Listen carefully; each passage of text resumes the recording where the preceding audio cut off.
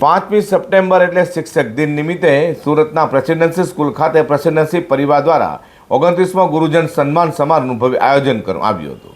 New Rander road ખાતે આવેલા presidency સ્કૂલમાં આજે એટલે કે 5મી સપ્ટેમ્બર શિક્ષક દિન નિમિત્તે 29મો ગુરુજન સન્માન સમારોહનું આયોજન કરાયું હતું। આજના શિક્ષક દિને સમાજને જેમની સનિષ્ઠ અને નિસ્વાર્થ સેવાનો લાભ મળ્યો છે તેવા સમાજના રાહબર એવા ગુરુજનોનું સન્માન પ્રેસિડેન્સી પરિવાર દ્વારા કરાયું હતું। જે ગુરુજનોનું સન્માન કરાયું હતું તે લીલાબા સ્કૂલના નિવૃત્ત આચાર્ય બિનિતાબેન ત્રિવેદી, નવયુ કોમર્સ કોલેજના નિવૃત્ત પ્રાધ્યાપિકા આભાબેન નગર શહેર તથા નગર પ્રાથમિક શિક્ષણ સમિતિના ડોક્ટર સર્વપલ્લી રાધાકૃષ્ણન શાળાના નિવૃત્ત આચાર્ય રંજનબેન પટેલનું સન્માન કરાયું હતું।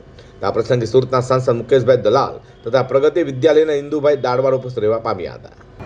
તો એની પાસે હું ગયો મને આમાં બજેટમાં બોલવું છે, ભલે હું કોમર્સનો વિદ્યાર્થી છું, સીએનો વિદ્યાર્થી છું, મારે બોલવું છે, તમારે કોઈ ટીપ્સ આપો શું કરું? એમના ઘરે ગયો હતો, એને મને સમજાવ્યું કે રીતે કરું છું વાંચું કે હું અત્યારે એમનો આભાર વ્યક્ત કરું છું, ધ્યાન નથી છે કાર્ય તને મોકો મળે એવા અમારા પરમ મિત્ર કાર્ય સાહેબ આ ગુરુજનોનો સન્માન સમારોહ, શિક્ષકોનો સન્માન સમારોહ આમાં એમ બોલ્યા કે ગુરુ શિક્ષક કભી સાધારણ નહીં ચાણક્ય જીવવા સદીઓથી ભારત દેશમાં ગુરુનું સન્માન જળવાતું આવ્યું છે।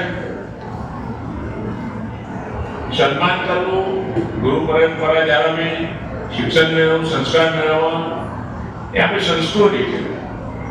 એ સનાતનનું બેના વાત કરી, સનાતનની પણ થોડી વાતો થઈ ગઈ। સનાતન ધર્મે બધું શીખવું છે, શાંતિભાઈ મુનિથી મારી કૃષ્ણ ભગવાન કરે। પ્રેસિડેન્સી સ્કૂલ ખાતે શિક્ષક દિને યોજાયેલા 29મા ગુરુજન સન્માન સમારોહમાં શિક્ષકો સહિત અનેક મહાનુભાવો ઉપસ્થિત રહેવા પામ્યા હતા। તો પ્રેસિડેન્સી પરિવાર દ્વારા સન્માન સમારોહ સુમેરે પાર પડાયો હતો।